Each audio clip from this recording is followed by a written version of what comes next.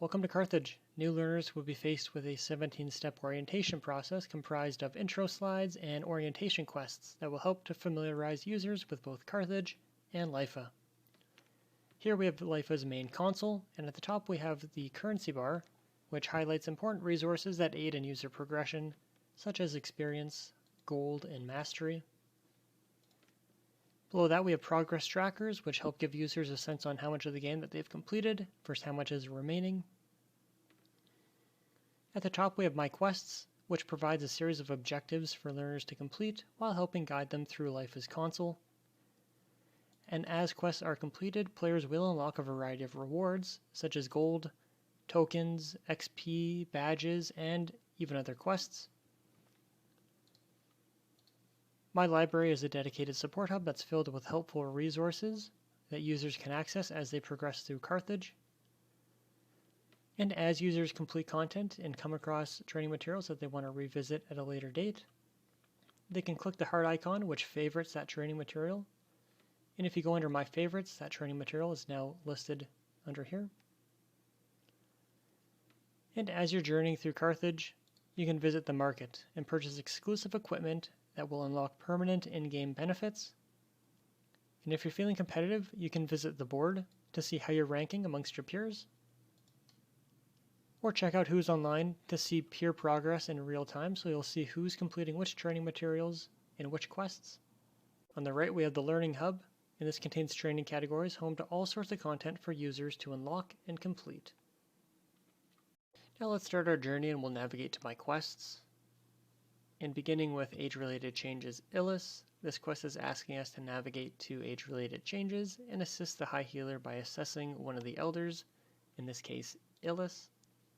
So we'll exit out and we'll go under the Learning Hub and we'll find the Age-Related Changes category. And in LIPHA, Age-Related Changes introduces students to physical and mental health changes associated with aging. To scaffold students, simulacra are used to ensure application of foundational knowledge to simple cases. So we'll scroll through and find Illus's case. And we'll click into it. We'll get backstory on this elder. Once you read through that, we'll start the exercise. And we'll need to choose the 4 best actions to take based on the situation. So we'll go ahead and select our responses. And once you're confident with your answers, we'll submit. In the exercise summary, we'll see that we got all of the correct answers, and we have tips associated with each of the answers. And if we continue, we'll now see that we get the rewards for completing this training material and assessing Illus. So we get the 100 gold and we get token age-related changes, which if we then go back to My Quests, we'll now be able to turn this quest in. We now meet the requirements and we'll get the 10 gold and we'll unlock the next age-related changes quest. So we'll complete it and that just confirms our rewards. We now see that My Quest has updated with the latest quest that we've unlocked. And we can continue caring for the other 6 elders. After assessing all 7 elders under age-related changes, students will have demonstrated foundational knowledge and skills, unlocking more gated content. This includes full simulations with elders where students will apply the knowledge and skills acquired in earlier levels of the game, including application of clinical reasoning frameworks. So let's walk through a full simulation case and care for Esmia. Question 1 states that in the morning you find Esmia in bed and notice a thin trail of urine on the floor all the way to the bathroom. Her walking aid is in the bathroom.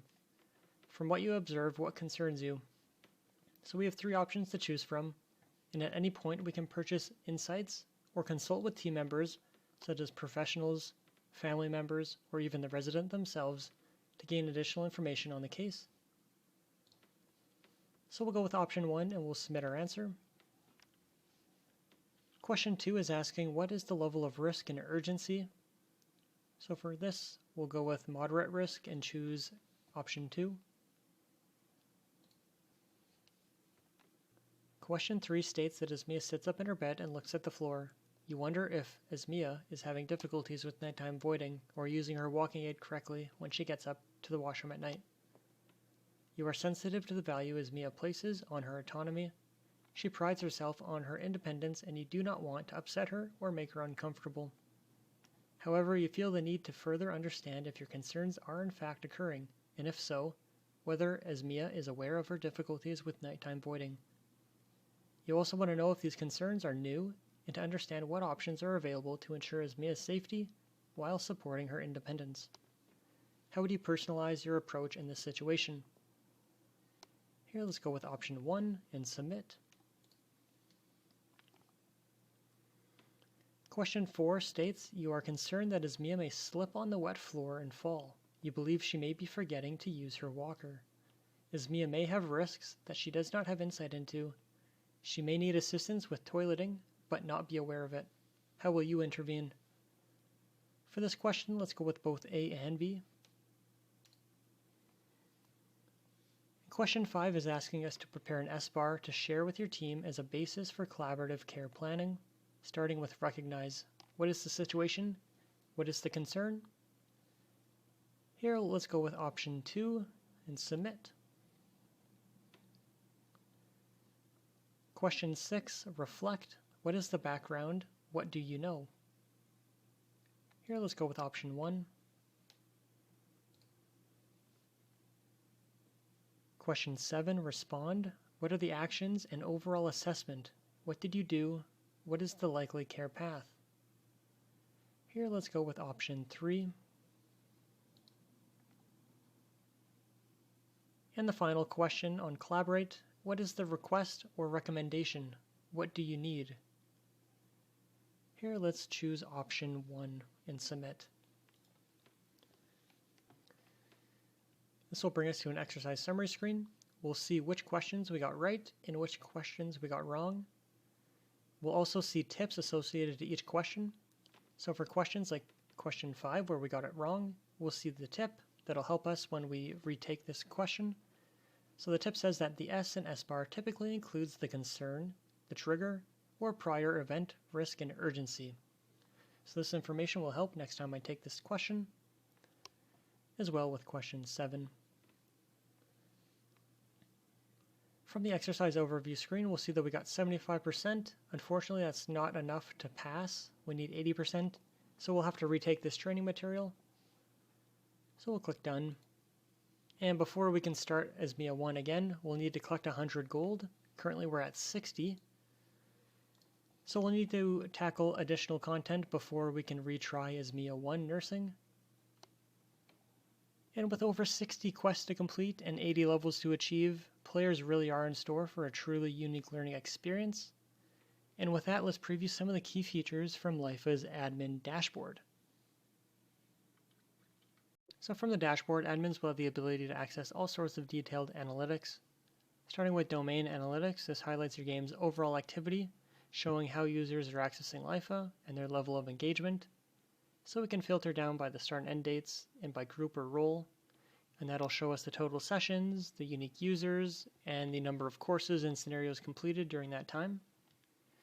We'll also get a snapshot on the types of devices that users are using to access LIPHA, as well as whether they're on desktop, tablet, or phone. We can then go to Material Analytics, and this provides an overview of training material performance, and can go as far as breaking down each individual question, which allows you to see trends in the responses for each exercise. And lastly, we can take a deep dive into individual user analytics to gain insight into their learning patterns, strengths, weaknesses, and more. So we can click into a user, and we can see their total sessions, we can see when they were last online, we can see all the courses that they've attempted, whether it's completions or fails, and we can see all of the courses that they have yet to complete. And if we go back, the best part, all of these statistics are exportable at the click of a button. And this really is just scratching the surface in terms of what's possible in LIPHA. So if you're interested in learning more, please visit www.mylipha.ca.